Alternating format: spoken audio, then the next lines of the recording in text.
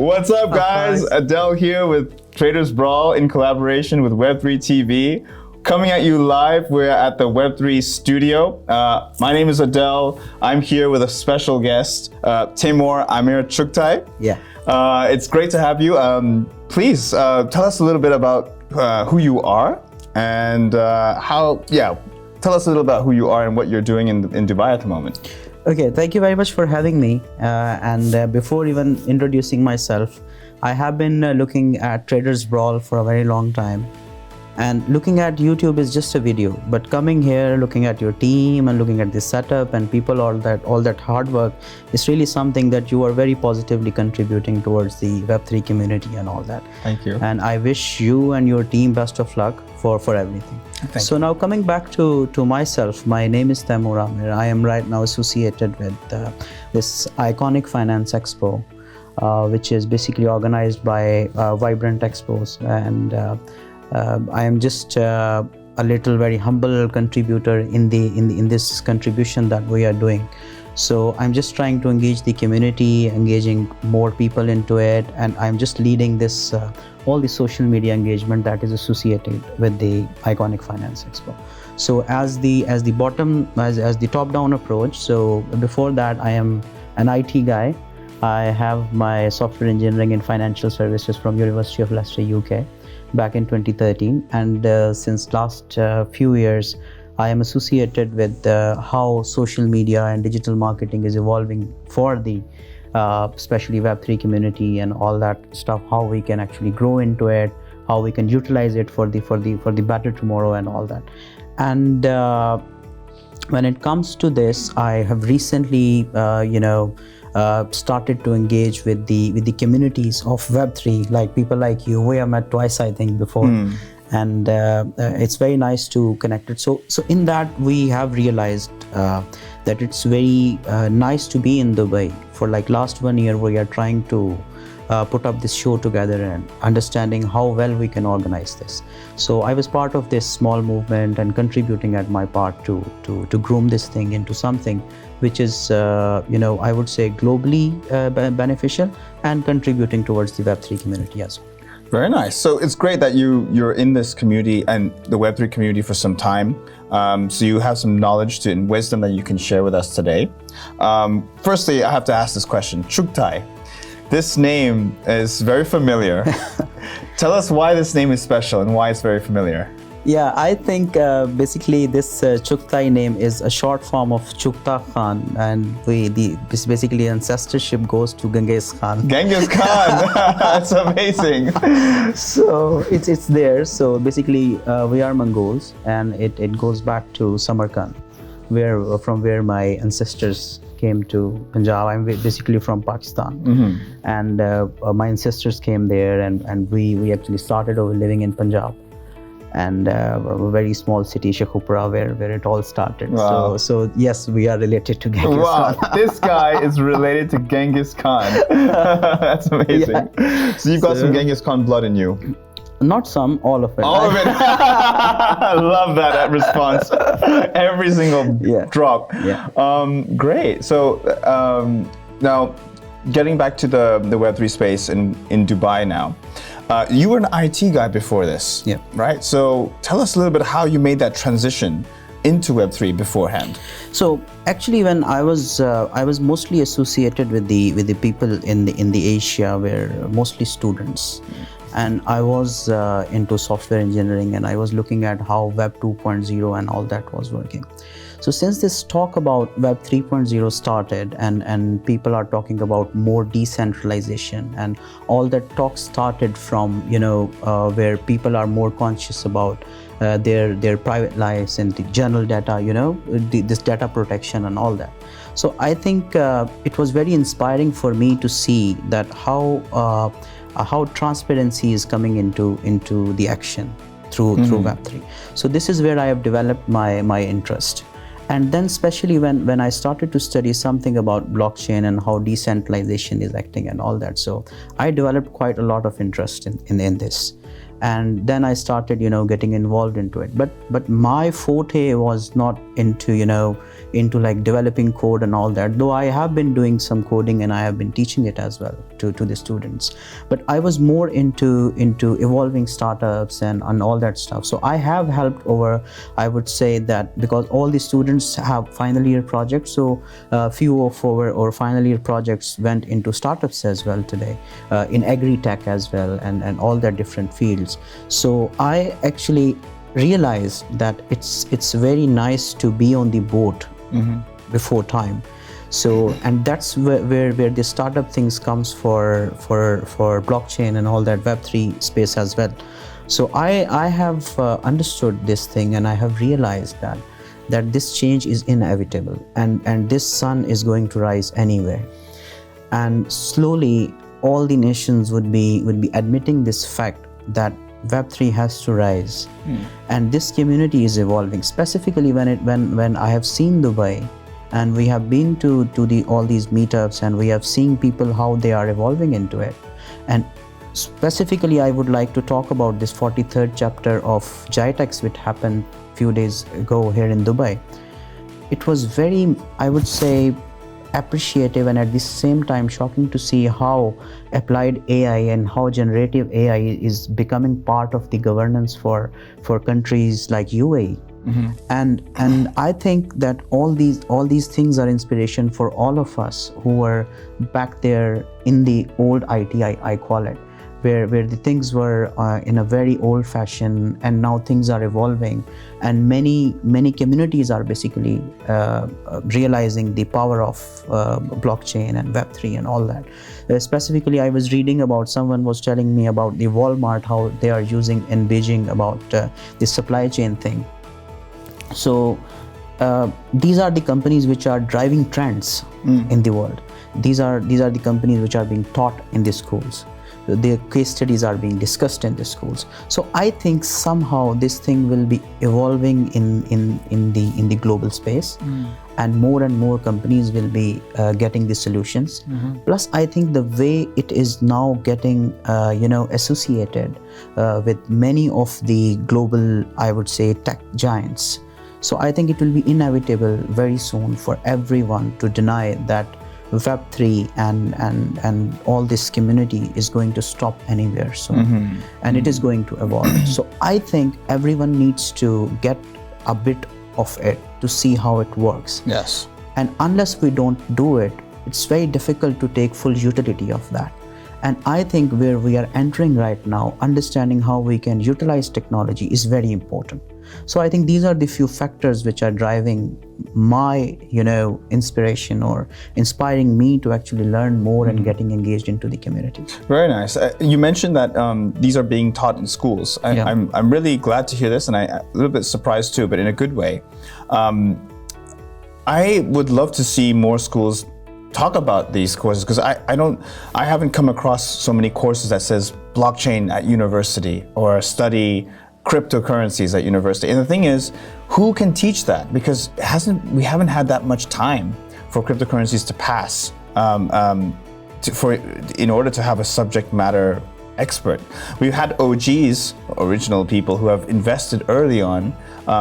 They're too busy for this stuff. They're like living their lives. But to have like a university professor with deep knowledge in this space, not just theory, but real practical, who has skin in the game, who has skin in NFTs, who has skin in cryptocurrencies, who has skin in developing a blockchain and using it for utility purposes, that I find to be hard to find, actually. What are your thoughts on that? So I think I would like to share my personal experience. Can be wrong, can be right. This is just my personal judgment that I would like to speak on my experience.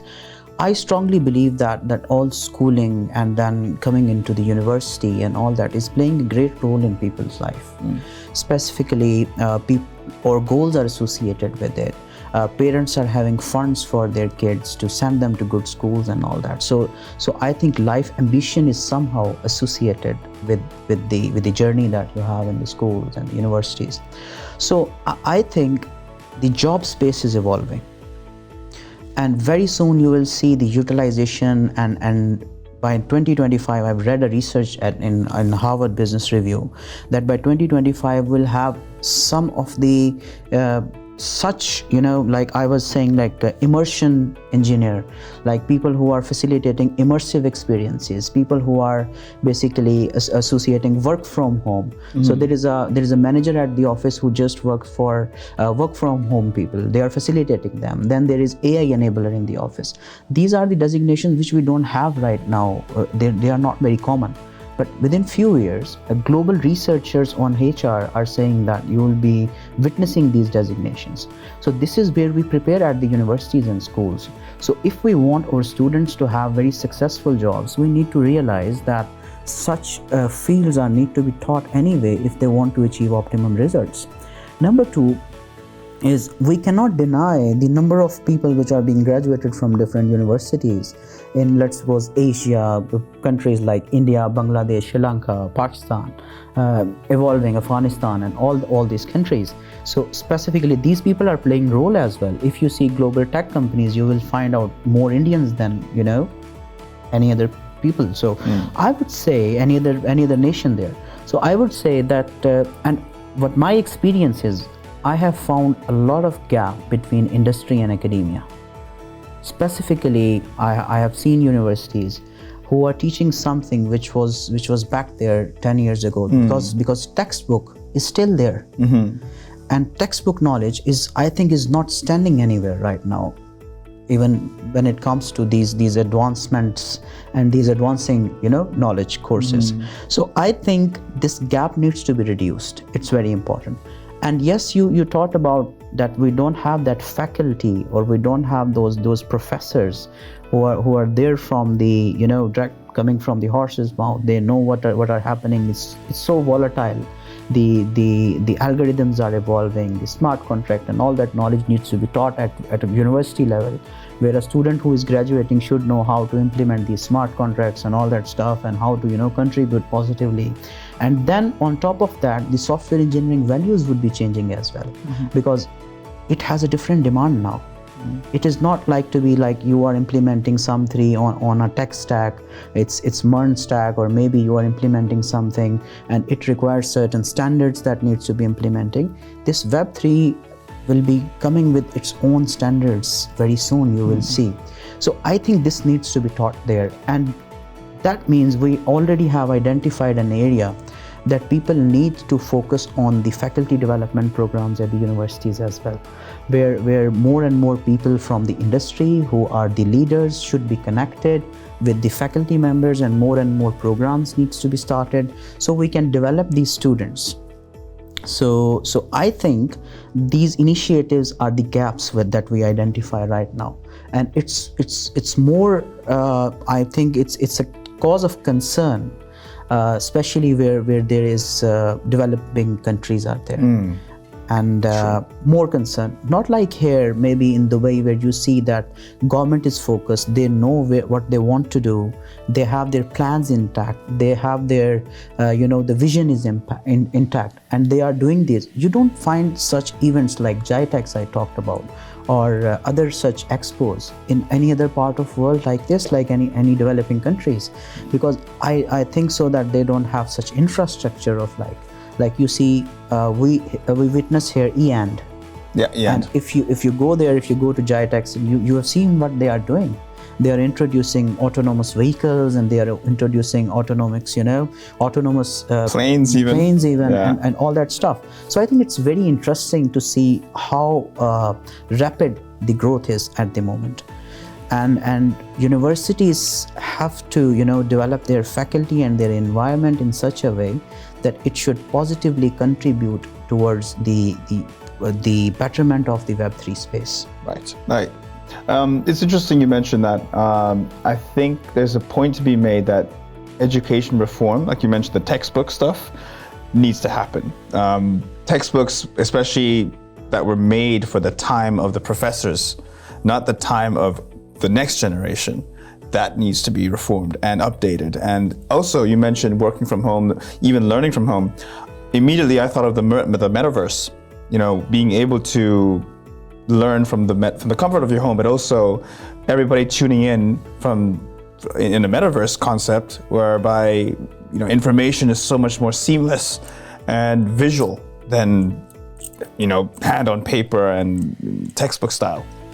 I really do look forward to seeing that come through for my kids in the next generation. So yeah. Let's move on to, you mentioned the iconic Finance Expo, the IFE. Yeah. I'm really intrigued that you reached out to me, and I'm going to be speaking there, so looking forward to that. Yeah. Tell us a little bit about the IFE and what it aims to achieve. Yeah, so first of all, thank you very much for giving us time on IFE, and you will be coming and talking about all that knowledge you have. We really appreciate for you taking out time and coming to us. Now coming to the iconic Finance Expo, when we were thinking about creating this concept, we have given this word of iconic because we really wish to make it iconic. And such an icon in the Web3 space, and all that NFT and all that digital currencies and all that, and specifically Forex, and we would like to contribute positively. The main intention is to contribute. There is, even if when it comes to the world of business, we really would like to play our part in that. So how we would like to, how it is actually happening. So this is the first chapter, and it is going to happen on 18th 19th December at Festival Arena, and we are having some I would say 6,000 plus visitors already registered, growing every day. We are having global media partners. We are trying to connect with speakers from the finance and Forex industry and Web3 space. So because we would like to gather people to discuss these, all the indigenous issues of Web3 space and all that. So in this, we are expecting all these visitors. More than 80 companies we are trying to connect somehow. And we have already, media partners from here, from Saudi, from other parts of GCC. And we have divided it into strategically, I would say. And what we are doing is we are trying to bring established companies from here, from India as well, from Saudi and all that. And then we are also requesting startups to actually come and participate in that. So because we are trying to connect them, and we are trying to bridge the gap between the venture capitalists and the startups as well, and specifically in the Web3 space. So this is what our mind is. This is first chapter. This will be huge in future anyway. So, okay, yeah. Very nice. Yeah. Good to know.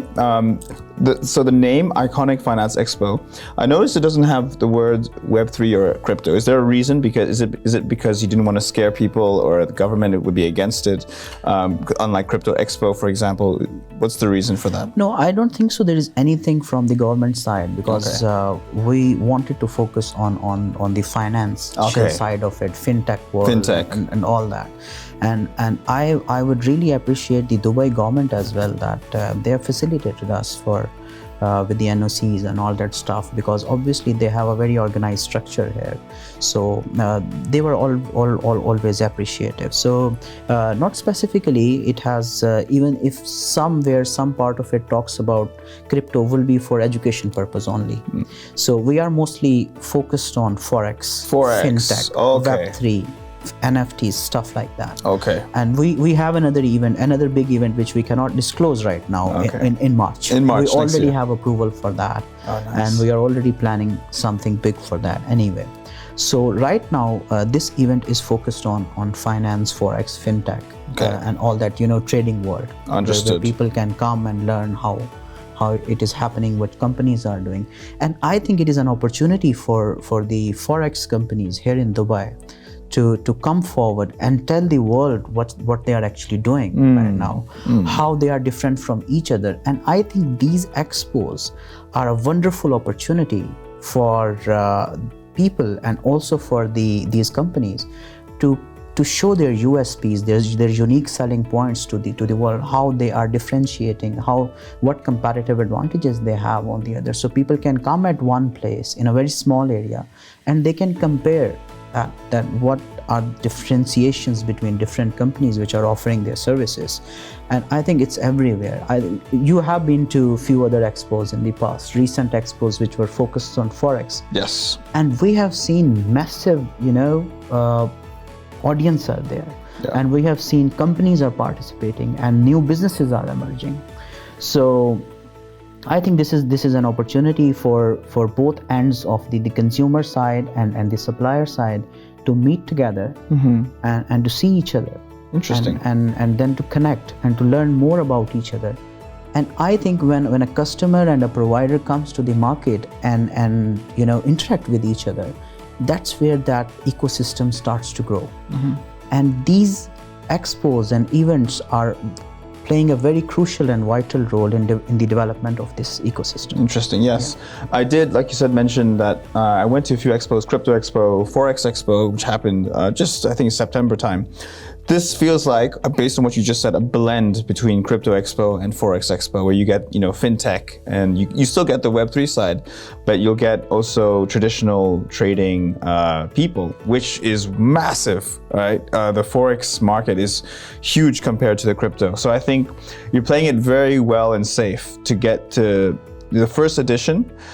Keep it focused on where there's already mass adoption, because Web3 is still a growing niche. But it doesn't mean that people from Web3 won't come. So I'm very much I'm very excited. Plus, you see, I would like to add that we were planning it in December. And December, I think I love the way in December. You will love it too. You will see that the way is booming, weather is awesome. It's the Christmas, New Year time. People are already here for vacations and all that. So I think it's an opportunity for companies, because audience, we are not struggling much with the visitors and audience because people are coming here in Dubai. So this is an opportunity for to the provider side, to these Forex companies and all these people who are basically facilitators of the change, to come together and to basically exploit and utilize this opportunity to provide better ecosystem to the world. Right, very nice. Yeah. And I'm guessing there's going to be some workshops as well. So speakers from all over the world would come and deliver educational insights into what's happening in the market. So even if you are not so averse in Forex, you can learn a thing or two for beginners, newbies. Would you agree? Yeah. So I would like to add that we are in contact with a few of the infrastructure providers like Albank and Encryptus and all that. So, and then there are people from we have speakers from companies like Clear Sky and all that. And then we are also in talks with few of the good names, those have already contributed. And we are bringing them together for this only purpose. So we have these panel talks here. We are going to have workshops. Even we have created something very basic for the community, which is very interesting. We are planning to have workshops on how to use MetaTrader 4 and 5. Oh, nice. And then we are also putting up something as a business idea competition. So we will be providing startups slots to come forward and present their pitch decks to the venture capitalists. And we are having judges from different companies. So I have told you that we are doing a lot of things in this event, which will make it really iconic in coming years. Very great. Very nice. I'm super excited. Will there be an after party? Yes, for sure. So what we are doing with the after party, we have arranged something at Armani Hotel Burj Khalifa on 20th, where we'll be meeting up. But besides fun, it will be a networking opportunity for the startups and for the people to actually connect with each other, because more people are coming from the outside world. Nice. So specifically companies inside Dubai will be having an opportunity to connect with people from, people who are having money outside and they are looking to invest inside Dubai. Yes. So an opportunity to collaborate and grow and contribute positively towards this Web3 space. Good stuff. For the viewers who are watching this, I'm sure I'm many are smiling about the after party. Will we see a different side to Taimoor when we go to the after party? Like, will you be dancing? Will you be, you know, yeah, a little obviously. loose? So when it's work, it's work, and when it's fun, it's fun. Yeah. So I think that's what we learn over time, that there has to be a balance between you know everything. Correct. And I think that is the forte of life, to find that, you know, mojo, your balance. This is the Genghis Khan talking. This is the Genghis Khan, you know, wisdom.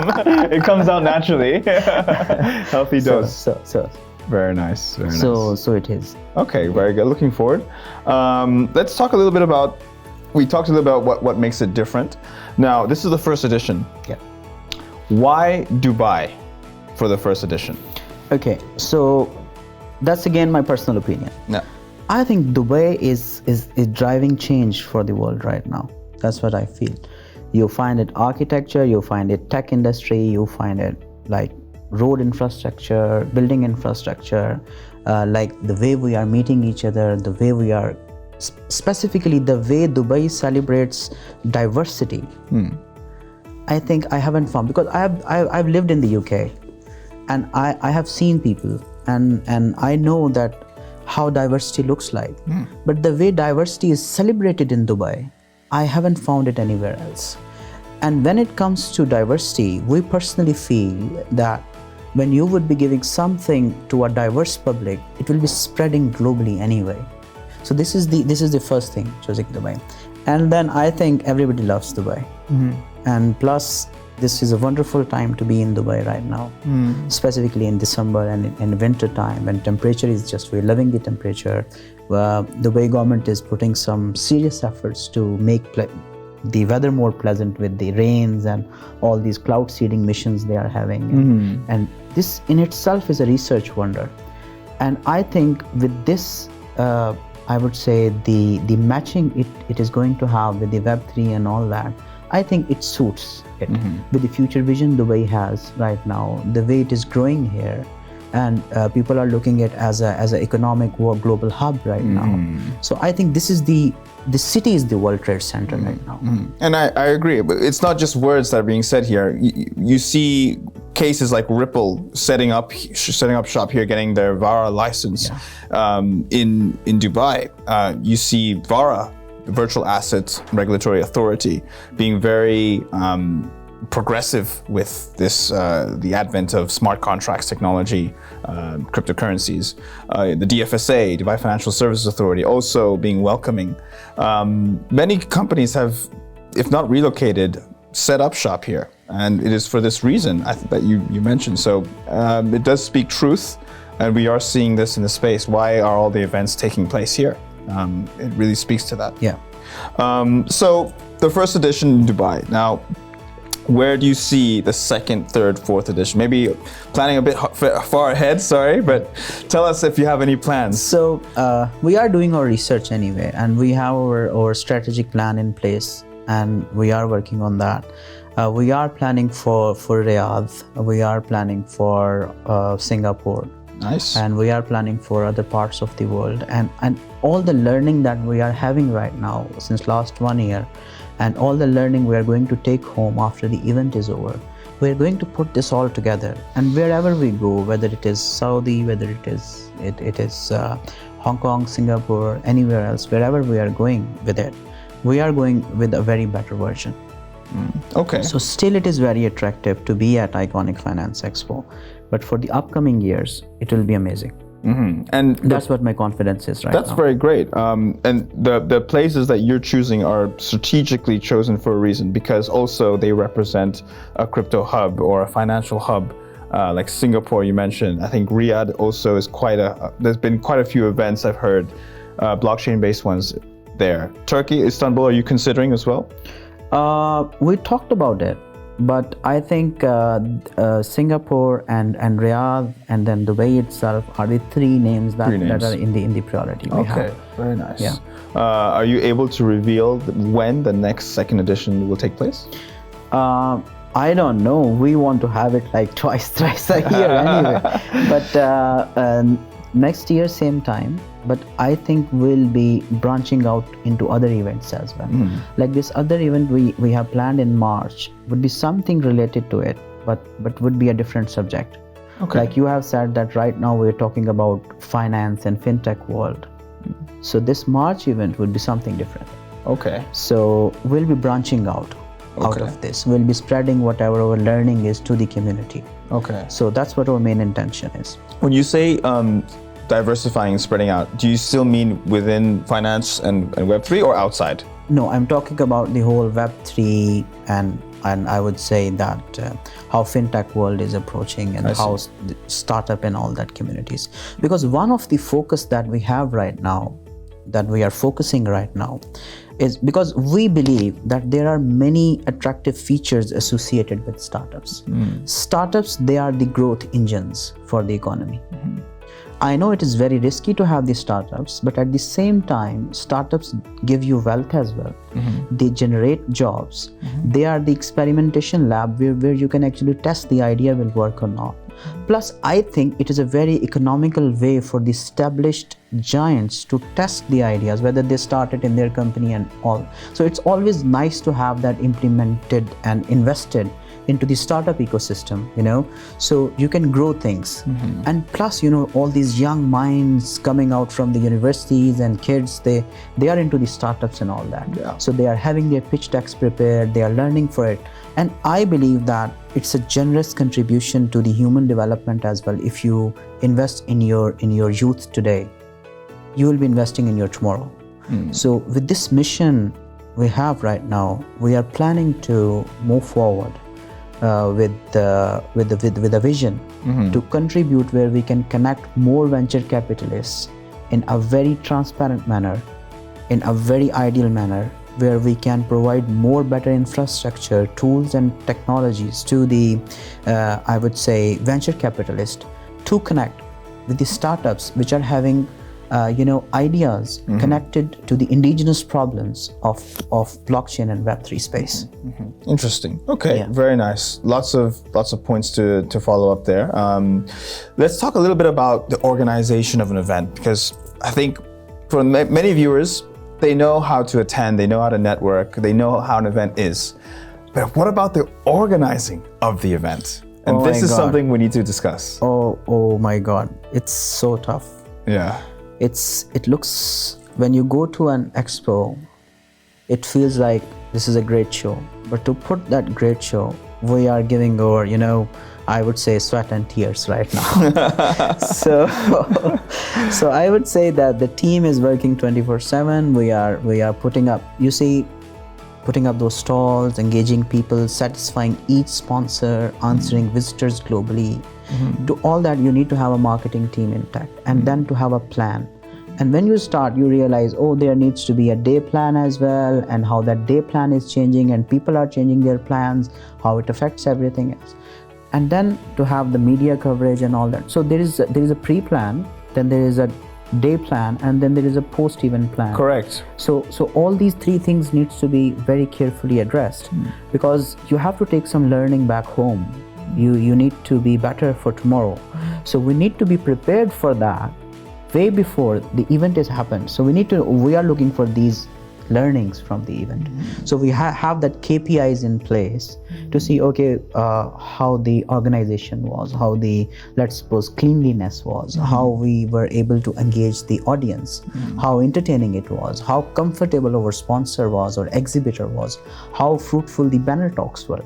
So these are all the questions we have already prepared, so we can have a very positive feedback out of the events. Interesting. So all this homework is being done, then engaging media, to have then engaging people who are like generous enough to give us time, engaging them and to spread the word, then creating a campaign on social media to see what actually needs to be tapped, because you see there are a lot of events happening right now. Yes. So you need to create your differentiation. Yes.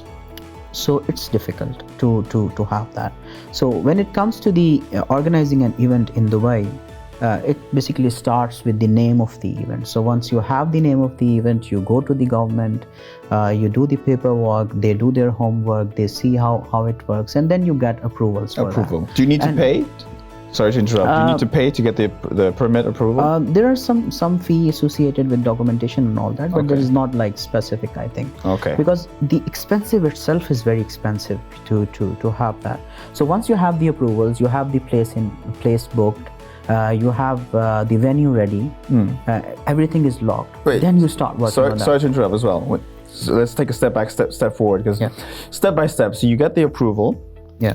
You might pay a small amount. Now, after the approval, do you, firstly, before you get the approval, do you need to get venue, or you do it after the approval, the venue approval? No, actually first the concept of the event has to be approved. Concept of the event, okay. Yeah? So once it is there, then you take that to the venue, because it doesn't make any sense to Yes, it doesn't make any sense. Because you don't have the approval, you go to the venue, you can't do it. You can't do it. You can't do it. So once the venue is booked, once you know the timings are available and all that stuff, then you have the venue options. We had few options, World Trade Center and all that. Oh yes. Not available. Who presents you the venue option? Is it the government itself, or a different company? I think it works both ways. So once you have the approvals and everything, you can go out and you just reach out to them individually if you wish. Yeah. And now, when you go, after you reach out to them and you want to go ahead with it, you need to now put in a deposit, or you need to rent it out? How does it work? Obviously, you have to book it with every venue has a different, I would say, models. So you have to chip in, obviously, because it's Dubai, and the people are striving to book, and events are, and when it comes to especially 1st of December to the January first week, it's the hot time to have the event, so it's very difficult to get the venues booked for you. Interesting. So there's a competition going on. Of course. So because it's a global hub, so we did it like I think 6-7 months ago. We booked it. You booked it 7 months in advance. Seven, wow. Okay. So we are putting, our very honest intention. That's it. And when you book the deposit, like, give a rough figure. How much is the deposit for any venue? I think so. It totally depends on the anticipated audience and anticipated people. There are in Dubai, just for the sake of knowledge, we have small, I would say, halls as well, where you are just doing focused. Like for example, you say that we are going to talk about game development in the Web3 space. So we are just going to focus on that. We're going to have like 20 participants. So you have small options as well. Then the prices are different. Then there are big spaces like World Trade Center and like Festival Arena and all that. So it totally depends on where your play is, how big the scope is, and then obviously the investment in the people depends on that. Would it cost between a range of 100,000 USD for like 2 days, or is it less? No, I think it's more than that. Oh my God, it's more than 100,000. Wow, it's more than that. Okay, so that sets a bar. Yeah. Now I'm getting an understanding, and I'm guessing before you even do this, you have to get the sponsors first before even the approval, because you get approval and then sponsors. No, that's the effort. So you have to have the event ready, you have to have the structure ready. Oh, wow. And then you take it to the sponsors and convince them, look, we have a very convincing show happening. Wow. And you want to become a part of it. Man, that's a huge risk, because what if you don't get sponsors? Then you drain the cost. As in, you already paid your deposit.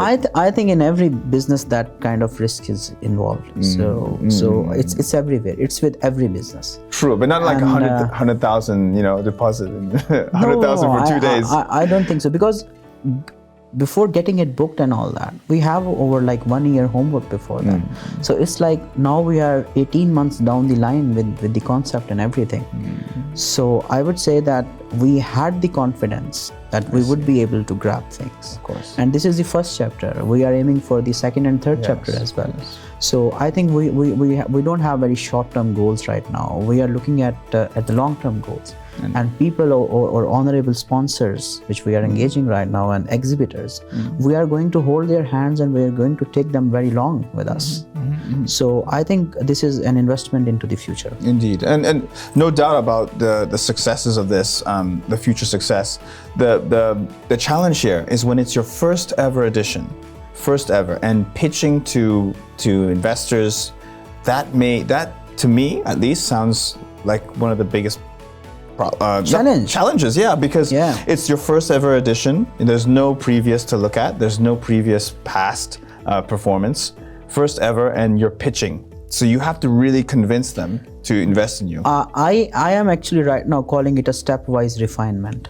Okay. So every day we are meeting people. Every day we are learning something new, coming back home, refining our pitch and taking a new pitch to the sponsor. So every day someone is telling us, don't say that, say that. Say this instead. Yeah, say this maybe. Maybe you need to shape it like this. Maybe you need to have a separate pitch deck for startups. Maybe you cannot talk about startups when it comes to this kind of company. So every day we are preparing a new document. Okay, makes sense. Talk us through a little bit about the pitching process. Are you the pitcher? Do you pitch yourself, or do you have a team that does? We have a very big team right now. People who are engaging different companies, telling them the benefits and all that. So we have one pitch that is being trained to speak on behalf, and then they take that pitch. And when they take that pitch, obviously everybody has a different pain point. Everybody has a different organizational goal. So they leave us with the question. Then we come back and we ensure that next time if anybody else asks the question, we have the answer for that. And not only the answer, we also take that and put that into the event as well. Okay. Yeah. And how does this person or the team conducts their pitch? Is it online, offline? Do you always make it on in person? We try to, but it's a busy world right now. True. So it's a busy world. So sometimes people are having Zoom meetings. Sometimes people are having remotely. Sometimes it is like meeting with the team. It's a pre-pitch meeting, and then there is a pitching, and then there is like warming process. So I would say that, like I was talking about the digital marketing and all that, sales funnels and all that. So this I would say event industry has its own sales funnel right now, which is so, I would say, becoming a creature itself, that it is evolving every day. So every day we are having, okay, there needs to be another stage, there needs to be another stage, there needs to be another stage, like that. Could there be a scenario where not you, but another organizer, let's say, failed to get the sponsorships? What happens then? The venue is still booked. There's no refund. Is there any refund process available? No, I think we need to look at it from a business perspective. For example, if there are 5 people on the day one coming to me and I have given it to you, so obviously there has to be something that I need to keep as a business. Oh my God. So I think that's talk facts. So obviously, but hope not. This is not the case anyway. People are with us. People have already started to sponsor. And maybe a partial refund then. Partial. Partial refund, not the full. Yeah. Wow, that's just scary. I mean, and you have to put this from your own, as in the organizer's own money. Obviously. Of course. Obviously. And when you plan such events, you have few sponsors, 1 or 2. Who give you the confidence to stop. Okay. Not officially, but you have the confidence. Yeah. And once you have those, shoulders with you, only then you take the risk to move forward. So I think that the feasibilities are intact. Interesting. And now let's talk a little bit about media. So organizing sponsorship is one thing. Now, how about the media coverage? How does that work? How do you get in touch with media people? Do you hire a media agency that takes care of all of it, or do you hire several? How does it work?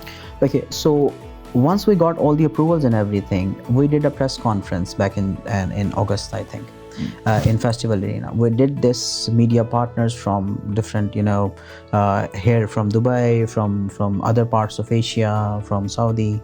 They joined us. We did this, and we had a press release. In this, we actually introduced the concept paper of what would be the event looking like at the end. So from there it started. So already it's there. So our social media campaign is activated, and then website is in place, and we have started to spread the word outside. And once it's there, then we are having media partners now. There are groups here. There are like I would say printed media, then digital media, then I would say the TV, news, and all that. We are engaging. Is that a separate budget itself from the sponsors?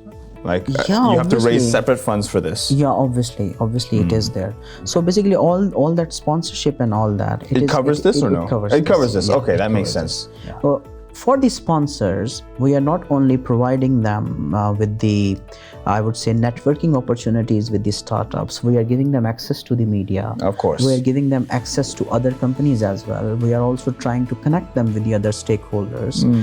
We are also trying to give access to the media, to these startups and all that. Plus, we have developed a networking platform where they can physically meet each other, book appointments. Like for example, you are a startup and you would like to meet a venture capitalist. Yes. So you can come and you can book an appointment in these 2 days, and we can arrange a meeting with them. Very nice. So it can be one-on-one meeting for that. Very nice. There are a few concepts we are working on. Very nice. Okay. Now, coming to the end of this post-event, there's the post-event sort of wrap-up. That essentially is the media coverage, like the video, the digital, the press release. I'm wondering, to ask, that process of once the shooting is all done, you have like deadlines that they have to finish and complete their video production by, I'm assuming. Otherwise, delays, people asking about the video footage. How does that work? Because if somebody is behind, because you pay them in advance, but if they didn't deliver, you cannot ask for a refund or anything. For example, if they didn't deliver on the video coverage, how does that work? No, actually, we have our own media team as well. Okay. And our media team is like properly intact, and our structure is intact as well. Oh, I So see. whenever sponsors are there, whatever we are covering, we would be able, and whatever we are promising, we'll be able to deliver it on the set cut-off dates we have already, which is already being communicated and is being communicated to the audiences and the sponsors as well. Plus, obviously, like you talked about it, like when you said it's the first chapter and you don't have a past right now to support your future and all that. So all these things will be utilized throughout the year next, to showing people that there That's we right. were. That's right. Yeah, last year, this is the learning we have. This is the learning. Yeah. So we have that schedule in place, and we are fully ready. We have cameramen, we have studios ready, we have video editors in place. It's a setup. Interesting. So let's say we're going to finalize, because for the audience who are new, how much is the total cost of, on average, you don't need to give me the exact, but on average, give me like a range, how much a 2-day event like this would cost?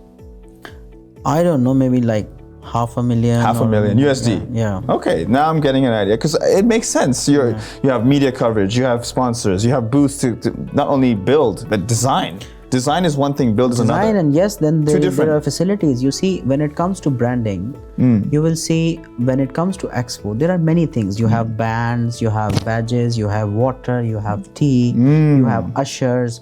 Then you go sponsor the cars, you bring them God. here and all that stuff. It's so much. So there is a benchmarking already in Dubai. Yeah. And unless you don't meet that benchmark, you cannot create that differentiation. No way. No way. So you have to have that. Wow, this is very nice, very great. We're gonna wrap up, I think. Yeah. I want to say final remarks about the IFE coming up, Iconic Finance Expo. Any final remarks you'd like to share with the audience and say, if people want to reach out to you or reach out to IFE, what is the best way they can find out the information so they can attend and register? Okay, so our website is in place. It's the best place to go. It has both of the information, both for the sponsors and for the visitors as well. When you register as a visitor, we respond back to you and we'll be waiting for you on the event day. When it's sponsored, it registers with us. Our marketing team very rapidly responds back to them. And all the information regarding the event, the day plan, how the floor plan looks like, how it is constituted and structured. It's there. It's there. And I would really say that even if you are not a sponsor and you have heard about IFE, for 2 days, come for a cup of tea. Meet us and see what we are trying to put together. Absolutely. And give us your feedback. Go to our website, go to give us a feedback. Tell us that's something we should do. And in near future, you will see that happening. Fantastic. Mr. Taimoor Chughtai, thank you so much for this insightful Thank you, no problem. discussion. No problem. I learned a lot from this. Yeah. I did. I hope the audience also did. Yeah, thank you very much for having me anyway. So it's always a pleasure. I mean, event organizing is a real challenge. Yeah. And we can't wait to see how it comes and how it turns out on the 18th and 19th of December. So you and your team are invited, and anyway, you are media partners as well. Yes, now. we are. So we are so proud to have you guys. Thank you. And coming here is again, I would like to second this. Your team is amazing. You are doing a good work. I can see your growth. You're gonna make me cry. I'm gonna witnessing your and I wish that we collaborate together more and we contribute positively towards the Web3 space. Absolutely. Thank you so much. Thank you very much. Thank you so much for watching. Thank you very much. We hope you enjoyed this episode. Can't wait for it to be released. We are live right here as well. So keep following us, keep following the page, and we'll see you next time. Thank you. Cheers. Cheers.